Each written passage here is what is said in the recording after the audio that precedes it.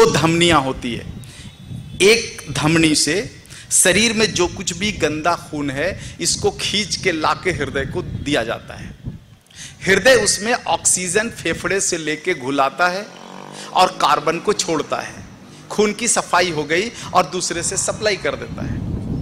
उसी को एक को आर्टरी और एक को वेन बोलते हैं। ये होता क्या है ओपन हार्ट सर्जरी में? केवल प्लम्बिंग का काम होता है।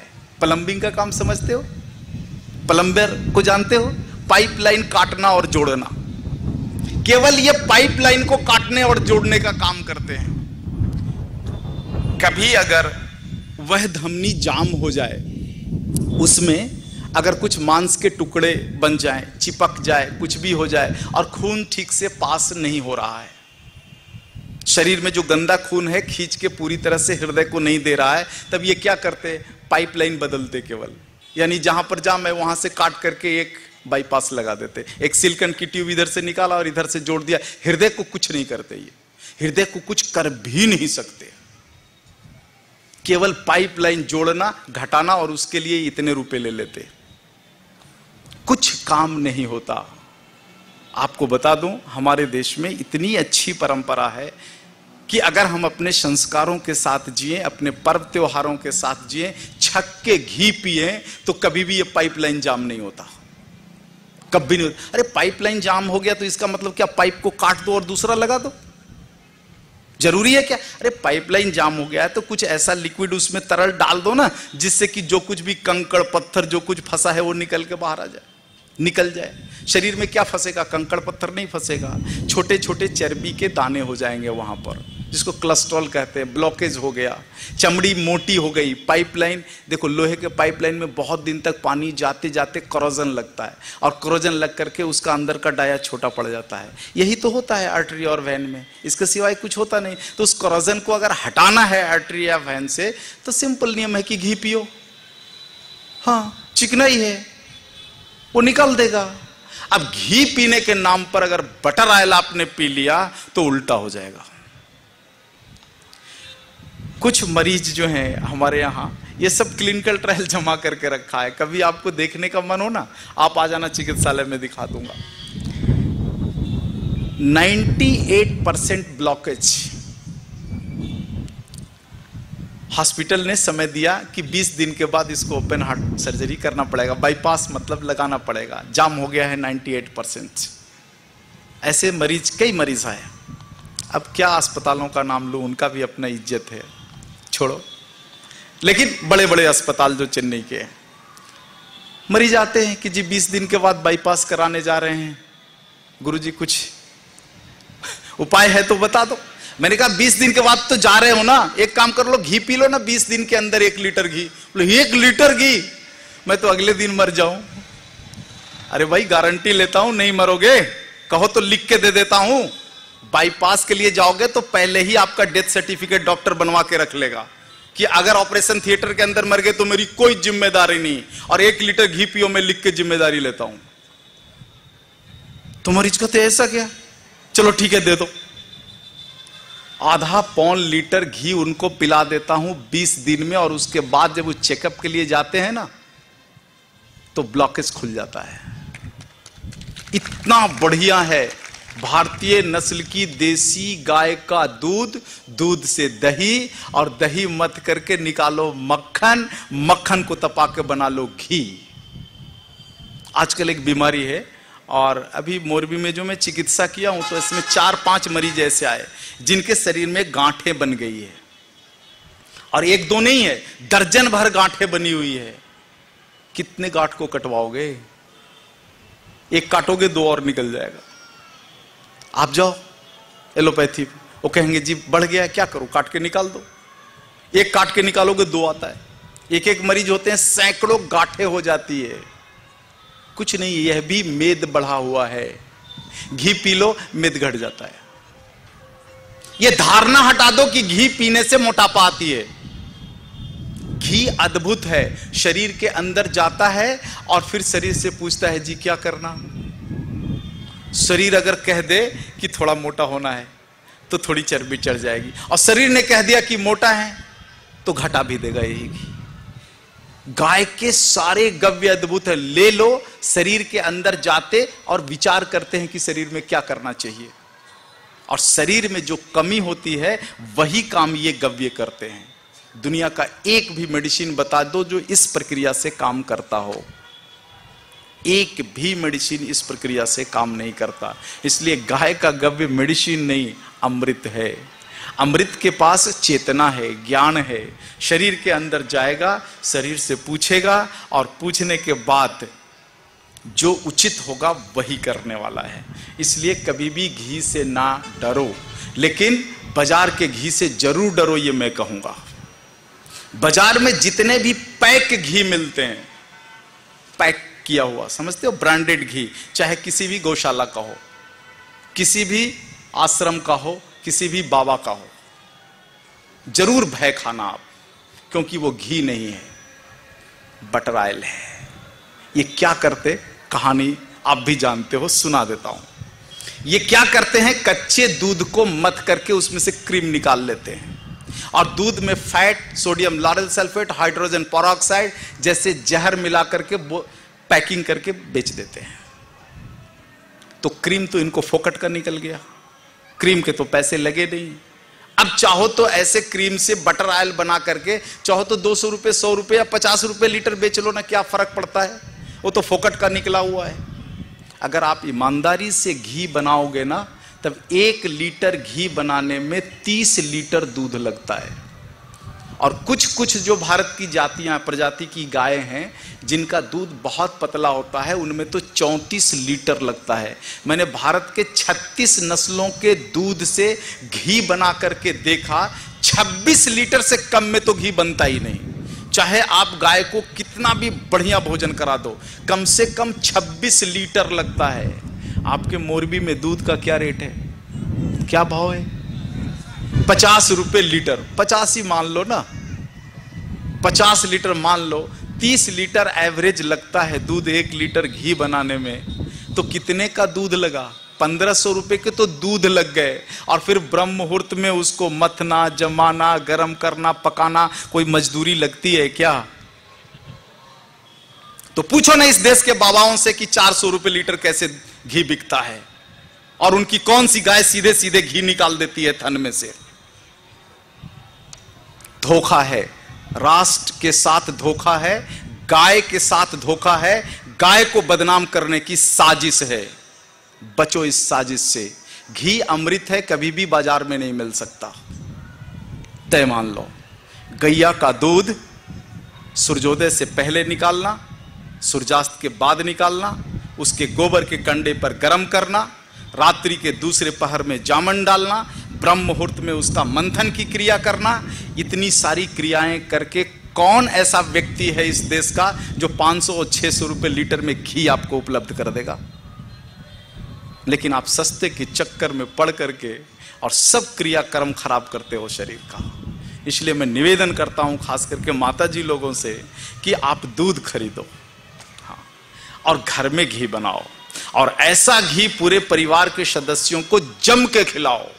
कुछ नहीं होता जिंदगी में, कभी अर्थराइटिस नहीं हो सकता, कभी भी हार्ट अटैक नहीं हो सकता, कभी भी पैरालिसिस नहीं हो सकता, कभी भी मिर्गी की बीमारी नहीं हो सकती है, कभी भी पार्किंसन नहीं हो सकता है। और ऐसी कितनी बीमारियों का नाम सुनाऊं मैं, जो घी खाने वाले व्यक्ति को कभी भी नहीं होता है। लेकिन घी के नाम पर बटर ऑयल खाया तो सारा लफड़ा होने वाला है। हाँ, तो घी खाइए। तो ये था विषय। और एक जरूरी बात आपसे मुझे करनी ये है कि गाय और गव्य का जो विज्ञान है, ये बड़ा अद्भुत विज्ञान है, और हमारे देश में इसकी पढ़ाई नहीं होती थी। 2012 में कई सालों के प्रयास के बाद भारत सरकार की जो एजेंसी है पार्लियामेंट्री बोर्ड, उसको मनवाने में हम लोग सफल हुए कि गाय के गव्यों से भी चिकित्सा होती है और इस थेरेपी को एक नई पहचान मिलनी चाहिए। तो 2013 में पंचगव्य चिकित्सा विज्ञान आयुर्वेद से निकलकर एक अपनी अलग पहचान बनाई और एक स्वतंत्र चिकित्सा माध्यम के रूप में बनाई। और उसके बाद 2013 से जो हमारी गौशाला है महर्षि वाग भट्ट गौशाला कांचीपुरम, उसमें पंचगव्य गुरुकुलम को शुरू किया हमने। और वहाँ पर जो है बच्चों को पढ़ाता हूँ, उसमें सभी उम्र के बच्चे आते हैं। 16 साल से अधिक उम्र का कोई भी बच्चा पंचगव्य चिकित्सा विज्ञान पढ़ने का अधिकारी है। उसमें उम्र की कोई सीमा नहीं होती, लिंग का कोई सीमा नहीं है, और धर्म उसमें आड़े नहीं आता है। कोई भी व्यक्ति जो 16 साल से ज़्यादा उम्र का है, 10वीं अगर पास है, 12वीं अगर पास है, अगर उसके पास चिकित्सा का अनुभव है और 10वीं फेल भी है, तब भी उसका उसमें नामांकन हो सकता है। और 1 साल की पढ़ाई होती है, 3 सेमेस्टर में पढ़ाई होती है। एक सेमेस्टर 5 दिन का होता है, दूसरा सेमेस्टर 5 दिन का होता है, और तीसरा सेमेस्टर 3 दिन का, और चौथा सेमेस्टर 7 दिन का होता है। इस तरह से 20 दिन की प्रायोगिक कक्षा होती है, प्रैक्टिकल क्लासेस, और शेष दिन आप घर पे पढ़िए। और उसके बाद बोर्ड की परीक्षा होती है, मेडिकल बोर्ड की, और उसमें आप पास अगर हो गए तब आपको जो है वो पंचगव्य के डॉक्टर की उपाधि मिलती है, यानी उसको गव्य सिद्ध डॉक्टर कहते हैं, गव्य सिद्ध कहते हैं। पहले गव्य सिद्धि हमें मिला था, फिर हमने मद्रास हाईकोर्ट में आवेदन किया कि ये सारे पढ़े हुए लोग जब चिकित्सा के ही काम कर रहे हैं तो इनको डॉक्टर लिखने का अधिकार क्यों नहीं देते। तो हमारे न्यायालय ने मान लिया कि हाँ जी बिल्कुल ये तो बात सही है, आप भी तो डॉक्टरी का ही काम कर रहे हो, तो आप डॉक्टर लिखो। तो 2014 के बाद जितने भी गविसिद्धर हमारे हैं जो चिकित्सा विज्ञान पढ़े हैं, सबको डॉक्टर लिखने का लीगल अधिकार मिल गया। और मुझे लगता है भारत में यह पहली बार हुआ है कि एलोपैथी चिकित्सा के बाउंड्री से डॉक्टर शब्द बाहर निकला है, और किसी भी ऐसे थेरेपी, छोटे मोटे थेरेपी के लोगों को भी डॉक्टर लिखने का अधिकार मिल गया। यह जो पूरा कोर्स है MD पंचगव्य कोर्स कहलाता है, master diploma in panchagavya therapy. हमारे पास एक संकट था कि पूरे भारत के लोगों को कैसे पढ़ाऊं। मेरा एक संकल्प था कि केवल भारतीय भाषाओं में ही इस चिकित्सा विज्ञान को पढ़ाऊंगा, अंग्रेजी में नहीं पढ़ाऊंगा। तो हमने सरकार से भारत की सभी भाषाओं में अधिकार मांगा कि मुझे भारत की सभी भाषाओं में अधिकार दे दो, मैं फैकल्टी तैयार करूंगा सभी भाषाओं में। तो हमारे यहाँ देखो भारत की सभी भाषाओं में इस चिकित्सा शास्त्र को पढ़ सकते हो, गुजराती, मराठी, कन्नड़, तमिल, तेलुगु, मलयालम, उड़िया, बंगला, कोई भी आपकी भाषा हो, आपकी मातृभाषा में पढ़ाई होगी और परीक्षा आप अपनी मातृभाषा में लिख सकते हो। शायद यह भी भारत के इतिहास में पहली बार हुआ कि मेडिकल साइंस अंग्रेजी के चंगुल से बाहर निकला है, अंग्रेजी भाषा के चंगुल से बाहर निकला है। और इसमें जब कई भाषाएं आ गई तब मेरे पास जो संकट हुआ, उसी संकट ने मुझे रास्ता दिखाया कि इसका विस्तार भारत के सभी प्रदेशों में अगर मैं कर दूं तो मेरा काम हल्का हो जाएगा। तो सभी प्रदेशों में हमने गुरुकुलम एक्सटेंशन खोलना शुरू किया। आपके इस गुजरात में जो है मेहसाना पाटन के पास खेरालू गांव है, वहाँ के आचार्य हैं गविसिद्ध हरीश भाई ठाकर जी। आइए इधर आप। ये हमारे गुरुकुल के दूसरे बैच के डॉक्टर हैं, और फिर इनकी जो है टीचर ट्रेनिंग हुई और फिर इनको आचार्य का पद मिला, और अब इनके जो है आचार्य पद में जो है वहाँ पर गुरुकुल हमारा चलता है। उस गुरुकुल में अगर आप ये सारा कुछ गाय का जो विज्ञान है, चिकित्सा करने का अधिकार है, हॉस्पिटल अगर पंचगव्य का खोलने का अधिकार आपको चाहिए, ये सारा चीज चाहिए, औषध बनाने का अधिकार अगर आपको चाहिए, तो आपके गुजरात के मेहसाना में यह उपलब्ध है। और आपको एक बात बता दूं, खाना पीना, रहना, पोशाक, पुस्तक, सब खर्चा मिलाकर 25,300 रुपया, बस इतने में डॉक्टर तैयार करते हैं, क्योंकि इतना ही खर्च होता है मुझे एक डॉक्टर को तैयार करने में। तो जो खर्च होता है वो लेकर के पढ़ाता हूं। आप भारत में कुल 20 गुरुकुल हैं हमारे। 20 गुरुकुलों में कुल 11 राज्य अभी तक कवर हुए हैं। आप किसी भी राज्य में जाइए, वहां की जो प्रादेशिक भाषा है उस भाषा में वहां पढ़ाई होती है, और सभी जगह एक खर्चे में पढ़ाई होती है। हमारे ज्यादातर गुरुकुलों में जो भोजन आपको उपलब्ध होता है वो पूरी तरह से जैविक भोजन हम उपलब्ध कराते हैं, ऑर्गेनिक फूड। जो भी 5 दिन का जो वहां पर सेमिनार लगेगा, प्रैक्टिकल क्लास के लिए रहोगे, तो ज्यादातर अनाज, तेल और ये सारी चीजें ऑर्गेनिक होती है हमारे यहाँ। तो ये एक ऐसी व्यवस्था जो है वो भारत के लोगों के लिए हमने किया है। और फिर पिछले साल हमने जो है निवेदन किया कि हम पूरे 800 से ज़्यादा इस पूरे देश में डॉक्टर तैयार हो गए हैं, तो इसका आप एक संगठन बना दो। तो पिछले साल न्यायालय ने हमें संगठन बनाने की भी अनुमति दे दी और भारत के इतिहास में पहली बार पंचगव्य डॉक्टर एसोसिएशन बनकर के तैयार हुआ। अब जो यह एसोसिएशन है वो भारत के सभी राज्यों में पंचगव्य मेडिकल कॉन्फ्रेंस करने का काम करता है, पंचगव्य चिकित्सा महासम्मेलन आयोजित करता है। तो हर साल एक राज्य में हम महासम्मेलन आयोजित करते हैं। महासम्मेलन आयोजित करने में बहुत धन लगता है और महासम्मेलन के आयोजन के लिए भी हम दान कोशिश करते हैं ना लें किसी से, अपने बलबूते पर ही करें। अगर किसी भाई का सहयोग मिल जाए तो बहुत ही अच्छा, वरना हम किसी के आगे हाथ नहीं पसारते इस काम के लिए भी। इसलिए साल में केवल एक आयोजन ही हम कर पाते हैं और हर साल अलग अलग राज्यों में करते हैं। इस साल जो हमारी सोच बनी है कि गुजरात के द्वारका में इस आयोजन को करना है और उसके लिए तिथि तय होता है हर साल। हर साल जो है नवंबर के महीने में आपका जो नव वर्ष आता है, नव वर्ष के ठीक बाद एक तिथि आती है काल भैरव अष्टमी। काल भैरव अष्टमी के दिन ही राजीव भाई का जन्म हुआ था और उसी दिन उनकी हत्या भी हुई थी। इसलिए हम उसी तिथि पर जो है इस आयोजन को करते हैं। तो इस साल आपके गुजरात के द्वारका में 19, 20 और 21 नवंबर को पंचगव्य चिकित्सा महासम्मेलन का चौथा पड़ाव है। तो आप सभी मोरबी की जो जनता है, आप सभी से मैं निवेदन करता हूं कि एक बार आप जरूर आइए और हमारे जो 19 गुरुकुलम हैं इनसे पढ़े हुए डॉक्टरों के पुरुषार्थ को एक बार जरूर देखिए कि ये लोग क्या करते हैं। खुला मंच होता है, भारत की सभी जनता आमंत्रित होती है उसमें। आप खुले मंच पर सुन सकते हो, देख सकते हो। जो हम पॉलिसी बनाते हैं भारत में चिकित्सा शास्त्र पर काम करने के लिए, ये सब आप शेयर कर सकते हो, आप अपने विचार रख सकते हो। जितने भी गंभीर मरीज होते हैं, जो सारे मेडिकल साइंस से रिजेक्ट हुए मरीज होते हैं, इन मरीजों को भी प्लेटफॉर्म पर लाता हूं और ये मरीज अपने मुख से कहते हैं कि गाय की शरण में जाने के बाद कैसे उनका जीवन मिला है। ये सारा कुछ आप देख सकते हो वहां पर देख सकते हो कि गाय का पुरुषार्थ कैसा है, इस राष्ट्र में गाय का दूध कैसा है, गोबर कैसा है, गौमूत्र कैसा है और इसमें से कितनी चीजें निकल करके आती है। ये सारा खुला मंच होता है और सरकार से कभी भी हम 1 रुपये का डोनेशन नहीं लेते हैं। हाँ, हरीश भाई का कहना है कि अगर किसी को नामांकन लेना हो तो आज नामांकन लेने की भी सुविधा यहाँ पर उपलब्ध है। तो आप चाहो तो यहाँ स्पॉट नामांकन भी कार्यक्रम के बाद ले सकते हो। तो ये जो है एक सिस्टम हमने देश में तय किया है कि भारत के सभी, धीरे धीरे भारत के सभी जिला में पंचगव्य चिकित्सा विज्ञान की पढ़ाई हो और भारत की सभी गौशालाएं पंचगव्य के चिकित्सालय में बदल जाए, ये हमारी भावना है।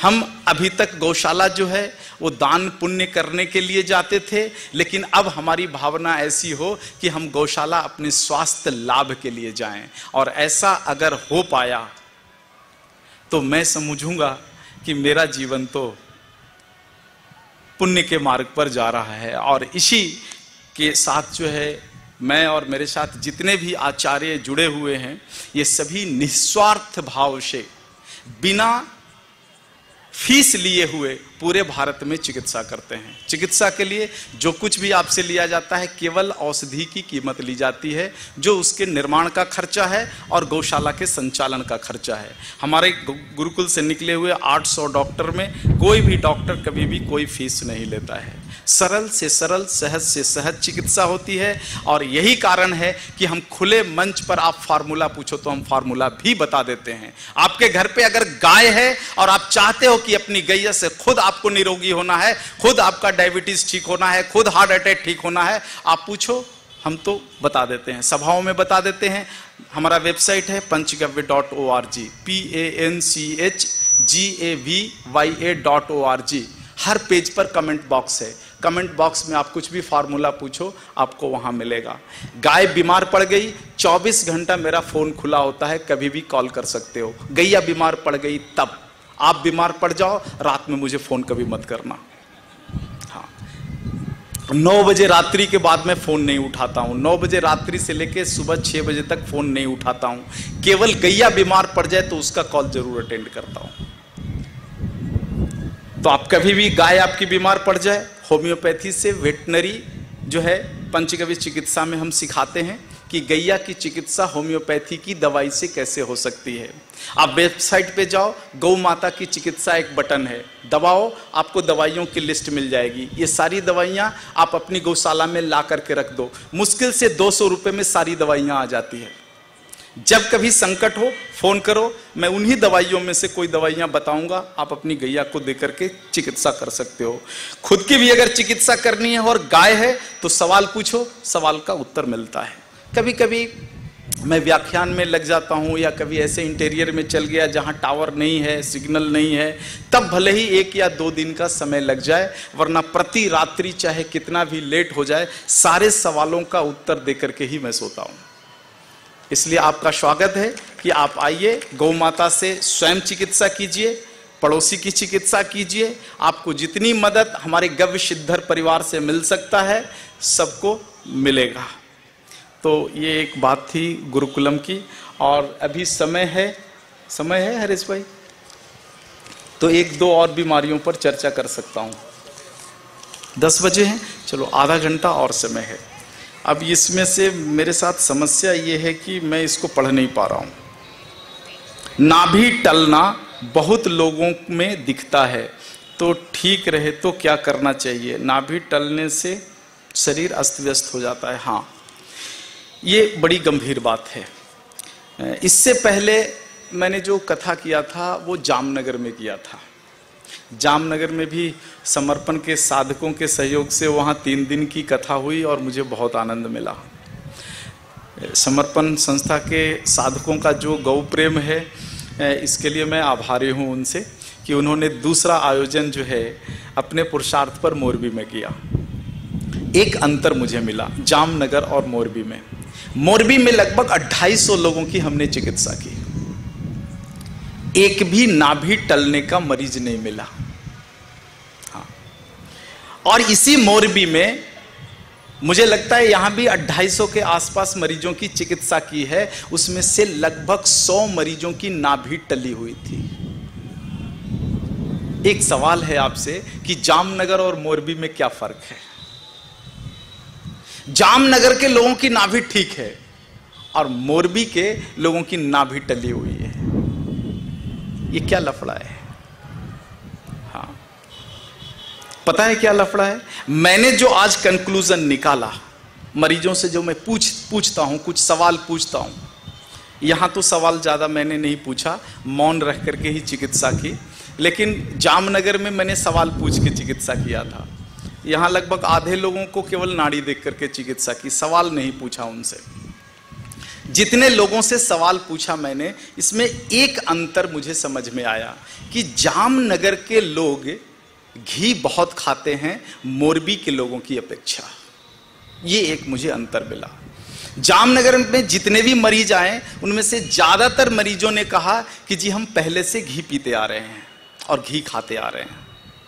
देसी गाय का तो हाँ, गिर गाय का इस गौशाला से मंगाते हैं, उस गौशाला से मंगाते हैं। और ज्यादातर लोगों ने, माताओं ने स्वीकार किया कि मैं घर पे खुद घी बनाती हूं। लेकिन इस मोरबी में एक अंतर मुझे समझ में आया। यहां जब जिन लोगों से मैंने पूछा तो यहां घी पीने वाले लोग कम हैं, घी खाने वाले लोग कम हैं, या गलत घी खाने वाले लोग ज्यादा हैं। मोरबी के लोग डुप्लीकेट घी बहुत खाते हैं। हाँ, ये निर्णय निकल करके आया है। हाँ, रेडीमेड जो पैक घी है, पैक घी यानी रिफाइंड ऑयल है, ये माफ करना बटर ऑयल है, घी के नाम पर बिकता है, ये मोरबी के लोग ज्यादा खाते हैं। तो नकली घी लगता है कि कारण है कि आपका नाभि टल जा रहा है। ये नाभि देखो क्या है, इसको समझ लो। मोरबी के लोगों के लिए तो बहुत जरूरी है। ये बड़ा लंबा विषय है नाभि वाला। अगर नाभि विषय पर बात करूं तो शायद आगे और किसी विषय पर बात नहीं कर पाऊंगा, ये लंबा समय लेगा, लेकिन लगता है समझ लो, क्योंकि नाभि के मरीज सबसे ज़्यादा हैं यहाँ पर। क्या होता है कि अभी गर्भ संस्कार पर मैं आपसे चर्चा कर रहा था, संवाद कर रहा था कि ज़्यादातर जो माताएं प्रसव के लिए हॉस्पिटल जाती हैं, उसमें हॉस्पिटल की जो व्यवस्था है उसकी एक पॉलिसी है कि ज़्यादातर माताओं को सर्जरी कर दो, क्योंकि सर्जरी से पैसा मिलता है। भले ही वह नैसर्गिक वो माँ नैसर्गिक प्रसव के लिए तैयार हो और ऐसे उसकी शरीर की स्थिति भी हो, फिर भी ऐसी स्थिति उत्पन्न की जाती है। ये जानकारी मुझे उनसे मिली जो बड़े बड़े अस्पतालों में या ऐसे मैटरनिटी अस्पतालों में जो बहनें नर्स के काम कर रही हैं, उनसे मिली जानकारी के आधार पर मुझे ये पता चला कि ऐसा वहाँ पर किया जाता है, क्योंकि सर्जरी से पैसा मिलता है। अब इसमें होता क्या है, जो बच्चा नैसर्गिक रूप से मां के गर्भ से निकलता है उसका नाभि कम टलता है, हाँ, नाभि नहीं घिसकता है। लेकिन जो बच्चा सर्जरी से बाहर निकलता है उसमें 100% संभावना रहती है कि जवानी में उसका नाभि घिसक जाएगा, और अगर वो महिला है तब तो पक्का घिसकेगा, जब वो मां बनेगी तब पक्का घिसकेगा। पुरुष है फिर भी वो बच जाए। तो ऐसा क्या होता है अस्पतालों में? अस्पतालों में ये होता है कि वहाँ लाइन लगी होती है। डिलीवरी का जो टेबल होता है 1, 2, अधिक से अधिक 3, उससे ज़्यादा होता नहीं है। और जब वहाँ ज़्यादा भीड़ आती है तब वहाँ काम कर रहे जो डॉक्टर और नर्स हैं उन पर एक वर्कलोड होता है, फटाफट निपटाओ, क्योंकि दूसरा तैयार है, तीसरा तैयार है, लाइन लगी रहती है वहाँ पर। आप जाकर देखो ना, मैं तो अक्सर जाते रहता हूँ, तो उन अस्पतालों में मैं स्थिति देखता हूं वहां पर। तो उसमें क्या होता है कि कुछ ऐसी दवाई या इंजेक्शन दे दी जाती है जिससे लेबर पेन ज़्यादा बढ़ जाए और बच्चा समय से पहले निकल जाए। तो बच्चा समय से पहले निकलता है, ना निकल रहा हो तो चीर देते हैं, योनि द्वार को चीर कर बड़ा कर देते हैं और बच्चे को खींच कर निकाल लेते हैं। अब बच्चा निकल गया माँ के गर्भ से, तो निकल गया, तब उसका जो नाभि है जिससे वह मां के गर्भ में 9 महीने तक 5 तत्वों को ग्रहण किया है, पाया है, उसका जुड़ाव मां के शरीर के साथ लगा होता है और सप्लाई चलते रहता है। गर्भ से जब बच्चा बाहर निकलता है तब कुछ मिनट लगते हैं इस द्वार को बंद होने में और इसको खुलने में। जब तक यह मुख नैसर्गिक रूप से खुल नहीं जाए तब तक बच्चे की नाभि बंद नहीं होती है, डिस्कनेक्ट करने की स्थिति नहीं आती है। लेकिन समय नहीं वहां पर होता है इंतजार करने का, नर्सों को प्रशिक्षण नहीं होता है नाभि के विज्ञान का, और नर्सें मुख को खुलने से पहले ही नाभि मुख को काट देती है और काट के गांठ मार देती है। कुछ क्षण के लिए बच्चा अचेतन में चला जाता है, क्योंकि यह मुख खुला नहीं और यह मुख बंद हो गया। ऐसा जिस बच्चे के साथ होता है उसकी नाभि कभी भी अस्थाई नहीं रहती। जब वह बच्चा बड़ा होता है और कभी भी खाली पेट कोई वजन उठा लिया, अचानक गड्ढे में गिर गया, क्रिकेट खेल रहा है, एक तरफ उसको ज़्यादा ताकत लग गई, फुटबॉल खेल रहा है, एक पांव से उसने बड़ा किक लगा दिया, कुछ भी ऐसा कर दिया, उसकी नाभि घिसक जाती है, अपने जगह से हटके कहीं चल जाती है। यह जो नाभि है शरीर के 33,000 नाड़ियों का जंक्शन है। इस नाभि पर पूरे शरीर के 33,000 नाड़ियों का लोड होता है। एक बार घिसक जाए फिर वापस नहीं बैठता जल्दी। और पूरा का पूरा मेडिकल साइंस अंधा है इस नाभि विज्ञान को लेकर के।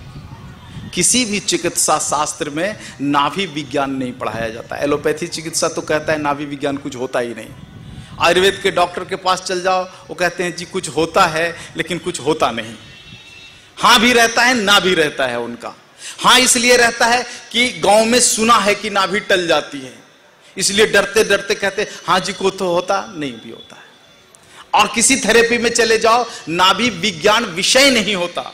लेकिन भारत के पुराने आयुर्वेद में देखो आप, नाभि विज्ञान बहुत बड़ा विषय है। पित्त के 42 रोग होते हैं इस नाभि के थोड़ा सा डिसबैलेंस होने से, घिसक जाने से। ऊपर नीचे कहीं भी टल जाए। 42 रोग होते हैं और नाभि एक बार घिसक जाए डॉक्टर को समझ में नहीं आता और वो ऑपरेशन तक कर डालता है, जबकि यह बहुत ही सहज है। तो नाभि ना घिसके, इसके लिए आप प्रयास करो कि आपके बच्चे की नाभि कभी भी समय से पहले हॉस्पिटल में ना काटी जाए। माताओं में यह सबसे ज़्यादा समस्या आती है, क्योंकि जब कोई भी माँ जब बच्चा जनती है, प्रसव क्रिया होती है, तब ये जो कमर की हड्डी है यह पुरुष के मुकाबले स्त्री के पास एक हड्डी अधिक होता है और हड्डियों में एक एक्सपेंशन होता है। 3 हड्डियां होती है, माँ के पास 3 हड्डियां होती है, एक पीछे की हड्डी और साइड में 2 कुल्हे के ऊपर 2 प्लेट होता है और यह केवल मांसपेशियों से जकड़ा हुआ होता है। जैसे ही बच्चा निकलने का समय होता है, यह 2 जो प्लेट वाली हड्डियां हैं वो ऐसे ऐसे घिसकती हैं, सरकती हैं और नैसर्गिक रूप में योनि द्वार बड़ा हो जाता है और बच्चा बाहर निकल जाता है। बच्चा एक बार बाहर निकल गया तो धीरे धीरे फिर ये हड्डियां अपने स्थान पर ऐसे आती है और आकर के फिर अपने स्थाई पर जाकर के जकड़ जाती है। यह नैसर्गिक क्रिया है, लेकिन यह नैसर्गिक क्रिया तब होती है जब मां प्रसव की क्रिया नैसर्गिक करे। जब आर्टिफिशियल क्रियाएं होती है तब शरीर समझ नहीं पाता कि मुझे कब डिस्क को फैलाना है और कब डिस्क को समेटना है, और शरीर अगर कंफ्यूज कर जाए डिस्क को समेटने में 100% नाभि अपने स्थान से घिसक जाता है। और एक बार किसी मां का अगर नाभि घिसक गया, वो जीवन भर के लिए एक तरह से कहो कि वो विकलांग की तरह हो जाती है। कब कौन सी बीमारी आएगी कह नहीं सकते हैं, कोई अस्थाई नहीं होता कि किस तरह का डिसऑर्डर शरीर में आएगा। और आज जो मोरबी में मैंने केसेस जो देखे 3 दिन में, कि माताओं ने नाभि घिसकना जो छोटी समस्या है उसके लिए कितनी बड़ी बड़ी चिकित्साएं कराई है, 2 साल तक 3 साल तक, कई तो माताओं का ऑपरेशन तक हो गया इस चक्कर में, क्योंकि डॉक्टर को समझ में नहीं आया कि यह नाभि का टलना भी एक विषय होता है। तो ये बड़ा खतरनाक रोग है, इससे बचिए। बचने का सरल उपाय है, सभी के लिए एक सरल उपाय है कि आप खाली पेट कोई भी काम ना करो। इसलिए वाग्भट जी क्या कहते हैं, सूरज उगने से 2.5 घंटे के अंदर भर पेट भोजन कर लो। इस नियम का पालन नहीं किया तो नाभि घिसकेगा। अगर आप सुबह खाली पेट रह गए, पेट खाली रह गया और इस नाभि पर जोड़ पड़ गया, आप 1 लोटा पानी उठाओ, आप देखोगे कि जोड़ नाभि पर पड़ता है। केवल 1 लोटा पानी उठाओ, आप नाभि पर जोड़ पड़ता है। सुबह अगर 8, 9, 10 बजे तक आप खाली पेट हो और अचानक कोई बड़ा काम करना पड़ जाए और ध्यान से उतर जाए कि हम खाली पेट हैं, तो नाभि घिसक जाएगी, क्योंकि नाभि के ऊपर कोई वजन नहीं है। भोजन जाने के बाद नाभि दब जाता है, प्रेशर भोजन के प्रेशर में आ जाता है और तब चाहे जितना भारी काम कर लो वह नाभि अपने जगह को नहीं छोड़ता है। तो ये नाभि का देखो बड़ा अद्भुत विज्ञान है पौराणिक आयुर्वेद में। अब इसको पढ़ना तो मुश्किल है क्योंकि यह पूरी तरह से विज्ञान उपलब्ध नहीं है। बहुत मुश्किल से जोड़ तोड़ करके हमने कुछ समीकरण इकट्ठे किए हैं और उसी आधार पर नाभि विज्ञान विस्तार से पढ़ाते हैं। हम MD पंचगव्य चिकित्सा में नाड़ी विज्ञान पढ़ाता हूँ। नाड़ी विज्ञान हमारे देश में एक ऐसी जांच क्रिया थी जिसमें केवल शरीर में दौड़ते हुए रक्त के स्पंदन से आप दुनिया की किसी भी बीमारी की चिकित्सा कर सकते हो। यहाँ भी मोरबी में 2 दिन, पहला दिन और आज, मैंने नाड़ी के आधार पर ही लोगों की चिकित्सा की, बीमारी नहीं पूछा। मरीज आ गए, सामने बैठ गए, नाड़ी देख ली, नाड़ी जिन्होंने कहा वो औषध मैंने लिख दिया और कंफर्मेशन के लिए बाद में जब पूछा आपको क्या समस्या थी, तो औषध तो मैंने वही लिखी थी। तो ऐसी हमें जरूरत नहीं पड़ी। नाड़ी विज्ञान इतना अद्भुत है कि आप इस शरीर के दौड़ते हुए खून में जो है रक्त के स्पंदन को पढ़ने की कला सीख जाओ। सारी बीमारियां जो है वो नाड़ियों में दिख जाती है, सारी बीमारियां दिखती है नाड़ियों में। इतनी अद्भुत कला थी, लेकिन अंग्रेजों ने इस पर प्रतिबंध लगाया क्योंकि उनको चिकित्सा का बड़ा व्यापार यहां पर खड़ा करना था। प्रतिबंध लगाया और जिन जिन वैद्यों ने नहीं माना सबको दस्तावेज कहते हैं कि अंग्रेजों ने उठा उठा करके जेल में डाला था, क्रूरताएं की थी, यातनाएं दी थी ऐसे नाड़ी वैद्यों को इस देश में। और तब से जो प्रतिबंधित है आज तक प्रतिबंधित है। इस देश में केवल एक ही राज्य ऐसा है जिसने अंग्रेजों के कानून को नहीं माना और काले अंग्रेजों के कानून को भी नहीं माना। वहां आज भी नाड़ी चिकित्सा विज्ञान पढ़ना पढ़ाना और अभ्यास करना लीगल वैलिड है, वह है तमिलनाडु। तमिलनाडु ने नाड़ी विज्ञान को बचाया। अब वहाँ सारे लोगों को नाड़ी विज्ञान में पढ़ाता हूँ। इसमें नाड़ी विज्ञान और नाभि विज्ञान, ये दो ऐसे विज्ञान हैं जिसको अगर आप पढ़ लो 85% बीमारियों की सरल चिकित्सा गाय के गव्यों से आप कर सकते हो। गाय का दूध है, गोबर गोमूत्र घी छाछ दही, इसी से चिकित्सा हो जाती है, इसी में से सारा कुछ निकल जाता है। तो ये जो नाड़ी विज्ञान है फिर से इस देश में उदित हो, इसके लिए निःशुल्क भी मैं सिखाता हूँ। आप मोरबी के लोगों को कभी अगर नाड़ी विज्ञान सीखना हो तो याद करना, अगर समय मिल पाया तो मैं समूह में भी सिखा सकता हूँ। 2.5 घंटे की कक्षा में नाड़ी विज्ञान इतना सिखा सकता हूं कि आप अपने शरीर के अंगों के डिसऑर्डर को पहचान सकते हो। इतना समझ में आ जाएगा कि शरीर के किस अंग में विकृति है। और पंचगव्य चिकित्सा विज्ञान कितना सरल है, एक अंग की एक दवा। हाँ बस, हार्ट में प्रॉब्लम है, एक ही औषधि है हमारे पास। अब हार्ट में चाहे भी 100 तरह का डिसऑर्डर रहने दो आप, ओनली 1 मेडिसिन। लंग्स में खराबी है, ओनली 1 मेडिसिन। आंख में खराबी है, ओनली 1 मेडिसिन। कान की खराबी है, केवल एक ही दवा। शरीर के एक अंग की एक दवा, उस अंग में चाहे कुछ भी खराबी रहने दो। औषधियां इतनी इंटेलिजेंट है कि डॉक्टर को इंटेलिजेंट होने की कोई जरूरत नहीं पड़ती। नाड़ी देख लो, नाड़ी बता देता है कि किस अंग का डिसऑर्डर है, और उस अंग के डिसऑर्डर के लिए है ही आपके पास एक औषधि, दूसरा लिख कैसे लोगे आप? तो गलती होगी कहां आपसे? इसी तर्क पर न्यायालय ने हमें कहा, हाँ जी 20 दिन में आप डॉक्टर बना सकते हो, कर लो इसको। पहले तो न्यायालय ने माना नहीं, मुकदमे हुए, सारे लफड़े हुए। फिर मैंने सारे तर्क रखे कि भाई पढ़ाऊं क्या बच्चों को मैं, बताओ। शरीर के अंदर 12 ही अंग ऐसे होते हैं जिसमें बीमारियां होती है, 13वां अंग में बीमारी नहीं होती। केवल 12 अंग हैं शरीर के अंदर जिसमें खराबी आती है, दूसरे अंगों में कोई खराबी नहीं आती। और 3 स्पेशल अंग हैं, एक मस्तिष्क, एक पुरुष का जननांग और तीसरा स्त्री का जननांग। Female fertility section, male fertility section और ब्रेन, ये 3 अलग हैं और 12 अंग, कुल 15 हैं शरीर के अंदर जिसके अंदर तकलीफ आती है, रिपेयर होता है। इसके अलावा अगर किसी अंग में रिपेयर हो रहा है तब किसी भी मेडिकल साइंस में समाधान नहीं है। केवल 12 ऑर्गन्स हैं। तो 12 ऑर्गन्स पढ़ाने में कितने दिन लगते हैं? 12 दिन लग जाओ, इससे ज्यादा क्या हो सकता है? तो कोर्ट ने माना कि हाँ भाई आप तो ठीक कह रहे हो। और औषधियां कितनी है अपने पास? 15 अंग हैं जिसमें खराबी आती है और 5 औषधियां हैं। गाय का दूध है, गोबर है, गोमूत्र है, छाछ है और घी है, छठा कुछ है नहीं। अरे तो 6 औषधि पढ़नी है और 15 अंग पढ़ने हैं, तो कहां से 5.5 साल तक बैठा हूं मैं विद्यार्थी को? क्या कराऊं? विद्यार्थी से गाय चरवाऊं? बोलो क्या कराऊं मैं? मैंने न्यायालय से ही पूछा कि भाई आप ही बताओ मैं क्या कराऊं।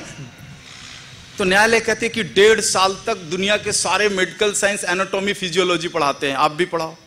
तो मैं क्या पढ़ाऊं? अरे 15 तो अंग हैं, डिसऑर्डर है, एक अंग पर एक दिन भी मैं बांट लूं तो आप बताओ 16वां दिन क्या पढ़ाऊं मैं? कोई उत्तर नहीं। तो सरकार ने कहा कि ठीक है भाई, गोबर गोमूत्र से जो करना है कर लो, यह महाराज से पिंड छुड़ाओ।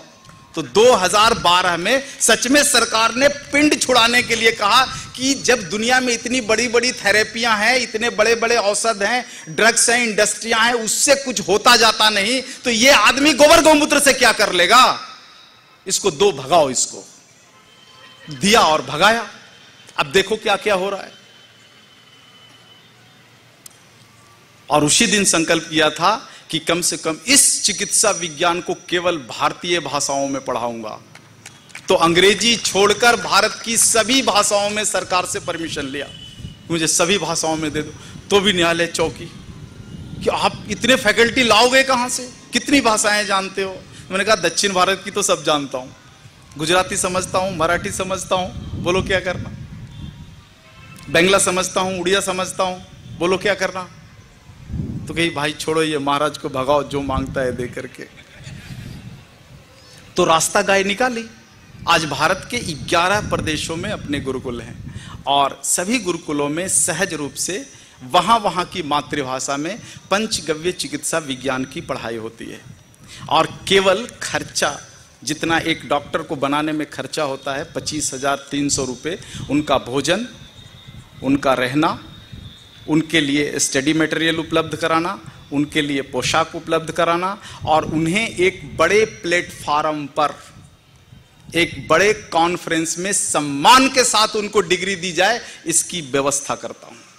और उसी व्यवस्था के लिए आपके द्वारका में जो है 4था पंचगव्य चिकित्सा महासम्मेलन जो है होने जा रहा है 19, 20, 21 नवंबर। तो ये तारीख याद रहना और मेरे निवेदन को स्वीकार करना। आप आना गुजरात की धरती पर, अपनी धरती पर आप देख सकोगे कि गाय के गोबर और गौमूत्र से इस देश के 800 डॉक्टर क्या पुरुषार्थ करते हैं। तो इसी के साथ आज की जो संवाद सभा है इसको मैं चाहूँगा विराम करना, क्योंकि सुबह मुझे चेन्नई जाना है। 5-6 घंटे का सफ़र है यहाँ से अहमदाबाद का। यह जो कार्यक्रम इतना सफलतापूर्वक आयोजित हुआ, इसके लिए समर्पण के जितने भी साधक भाई हैं जिन्होंने बहुत मेहनत करके इस कार्यक्रम को आयोजित किया है, और उनके गुरुदेव बाबा स्वामी जी, आप सभी का मैं बहुत बहुत आभारी हूँ। आप सभी का बहुत बहुत धन्यवाद।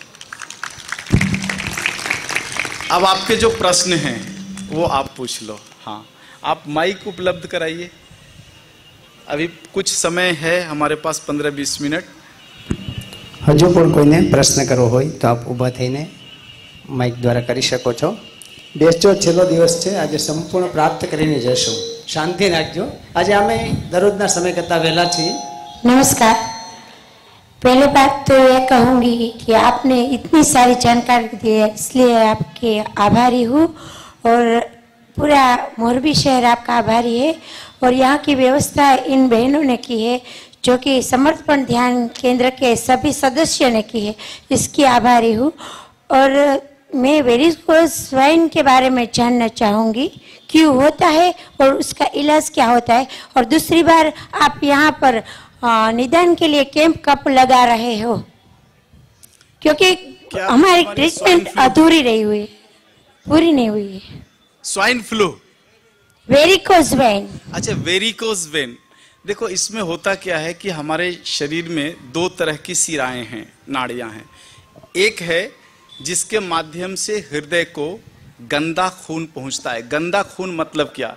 जो हमारे शरीर की कोशिकाएं मृत हो गई है उनको ढोने वाला जो खून है वो गंदा खून होता है, काले रंग का खून होता है। और दूसरी जो सिराएं होती है, नलिकाएं होती है, उसमें हृदय द्वारा सफाई किए हुए खून की सप्लाई होती है पूरे शरीर में। अगर पूरे शरीर की नाड़ियों को अगर आप जोड़ दो ना तो 34,000 किलोमीटर लंबी होती है।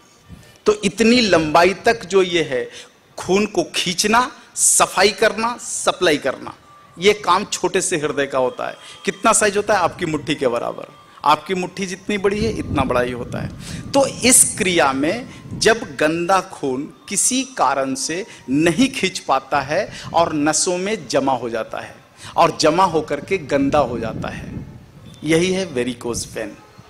अब यहां से उसको निकालना है, हटाना है। नसें प्रेशर के कारण टेढ़ी मेढ़ी हो जाती है, आड़ी टेढ़ी मेढ़ी। तो इससे अगर निजात पाना है तो गौमूत्र में तुलसी मिला हुआ अर्क का सेवन कीजिए आप। और शरीर के जिस अंग में ऐसा है, सामान्यतः घुटने के नीचे होता है या कभी कभी अधिक मोटापा के कारण हाथों में भी हो जाता है, तो जिस अंग में हो गया है उस अंग में गाय का ताजा गोबर लगाइए। गैया जब गोबर देती है हाथ पे रोक लो, नीचे मत गिरने दो आप, तो देखोगे कि गोबर गर्म होता है। तो इसी गर्माहट के साथ आप उसके ऊपर गोबर लगा दो आप, और तुलसी मिला हुआ गोमूत्र अर्क आप पी लीजिए। इन दोनों की जो ताकत है कि जो जमा हुआ खून है धीरे धीरे वहाँ से हटाना शुरू करेगा, धीरे धीरे हृदय में भेजकर उसकी सफाई करेगा। और वहाँ से जैसे ही गंदा खून हटता है, नसें फिर से धीरे धीरे सीधी होने लगती है और उससे मुक्ति मिलती है।